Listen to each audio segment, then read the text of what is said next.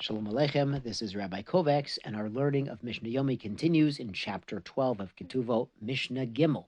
Almana, a widow, she'amra, that she's telling the heirs of her deceased husband, efshi, it's impossible for me, lazuz mebeit baili, to leave the home of my husband. She wants to continue living in the home she was in. You could understand there's a lot of emotional attachment. She has all the pictures up of her and the late husband together. So in this case, Eina Yorshin Yacholin, the heirs of the husband cannot tell her, Lomar law, Lechi Leveit Avich, go back to your family of origin, where you grew up.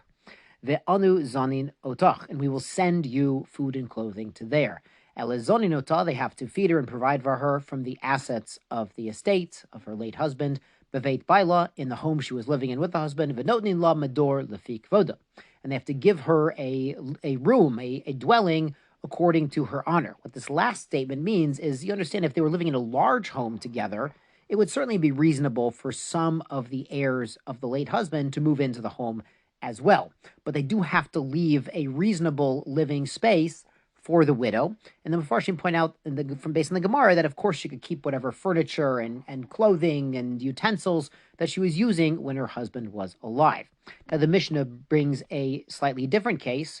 Amra, the widow, said, she lozuz, I cannot leave mi beit Abba, from my father's home, the home she grew up in.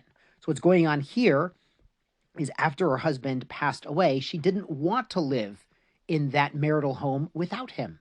Understandable. So she moved back in to the home she grew up in with whatever of her family is living there, to have the company, to have the emotional support. Totally understandable. So in this case, Yecholim Hayorshim, the heirs of the husband, are allowed to tell her, Lomarla, to tell her, Im at etzleinu, if you are with us, living in the house with us, Yeshlich Mizono, we'll give you the full measure of support. Vim ein at etzleinu, if you're not living with us, ein lich mizonot, we're not going to give you food. Now they have to give her something, but we understand it's cheaper, it's less expensive for them. If there's 10 of them living in the home and they want to cook a little bit more, a little bit extra, it's less expensive for them to feed her if she's there. So they would prorate, if she's going to stay in a different home, they will prorate the amount of support that the estate is going to send her. Farshim point out, we have a statement in Chazal, Birkat Habayit Lefi Rubo, if you have a lot of people in the home, there's more bracha, and they explain this could mean there's more people available to watch the kids and the grandkids, to do little chores. You can go to Costco and buy things in bulk, so it's a little bit easier for everyone if there are more people there pitching in. Im haita to it, and if she makes a claim, mipnei shehi yolda, because she's on the younger side, vehen yuladim, and they're also on the younger side. So what's going on here is the heirs of her late husband are not her own children. They are children from a prior marriage. So her late husband was married once, had children, had sons, and now those sons want to move into the home where the widow is, and she's, about the same age, maybe the same decade. It might be some sort of temptation, and that would be a biblically forbidden relationship. So in this case, Zonin Ota V'hi Beveit Aviha. She can certainly move back to her home where she grew up with her original family of origin, and they should send her the full amount of food to that location.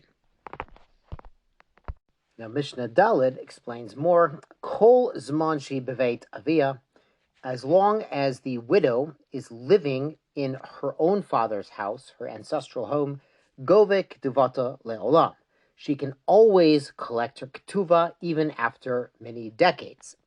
Kol zman shi beit bala, and if she's living in the home of her deceased husband, she wanted to stay there, gove ketuvata, she may collect her ketuvah ad esrim v'chamesh shanim, until 25 years have elapsed since his death.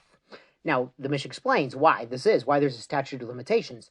Sheyesh be'esrim v'chamesh shanim, because over the course of those 25 years, there's enough opportunity, shetase tova keneged ketvata, that she's done good things, an equivalent amount of her ketuvah.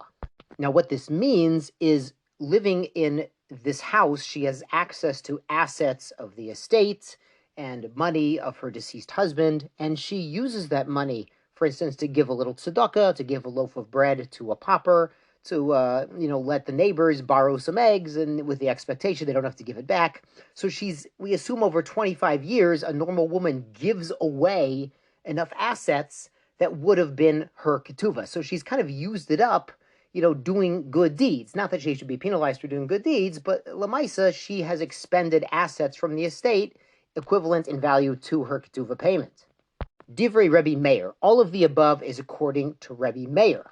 She'amar, that he says, Bishum Rabbi Shimon ben Gamliel. And he says this in the name of his own teacher, Rabbi Shimon ben Gamliel. The Chachamim Omrim, but the other sages disagree. They say, Kol Zaman Jehi Bevet Baila, as long as she's living in the home of her deceased husband, Gove Ketuvata Le'olam. She can always collect her Ketuvah even after many decades. And Kol Zaman Shehi Bevet Aviyah, and if she's living in her ancestral home, her father's side, Gove Ketuvata ad Esrim v'chamesh shanim. Then she has a limitation. She can collect the Ketuvah up through 25 years. Mefarshim explain, the heirs of the husband don't mind that the widow is giving out things to the neighbors, giving a loaf of bread to a pauper, even though she's using the funds of the estate, their own money. They don't mind that she's doing good deeds from the house, because it sort of gives a good reputation to everyone who lives in the house. It's a wonderful thing to have a Yiddish babi, to have a Jewish grandmother who's helping out with the neighbors and known as a real tzedekis in the neighborhood. It's a good thing for everyone. However, if she's not living in the home, then we assume after 25 years there's mechila. We assume after that long, without her mentioning that she wants the ketuvah payment, we assume that she's already forgiven receiving that payment due to the length of time. Now, finally, the Mishnah rule says, Meta, if she had passed away, your sheha, her own heirs, like her children, who might be entitled to her share of the ketuvah, mazkirin ketuvata, they need to mention her ketuvah to the estate, to the heirs of the husband, ad esrim v'chamesh shanim, before 25 years have elapsed. And again, we assume after 25 years, there's mechila, they've forgiven the debt. Now, importantly, we mentioned that if a widow is collecting her ketuvah from the heirs, she has to make a shavua, an oath that she did not get anything when her husband was alive. So in this case, we'd have to say, the Mefarshim point out that this widow actually made a shavua that she had not received her ketuvah payment, because her heirs can't make a shavua on her behalf. She has to make the shavua while she's still alive, and then her heirs would be able to collect the ketuvah later, as long as there's no mechila. Yeshar kochachem, zeh gesund.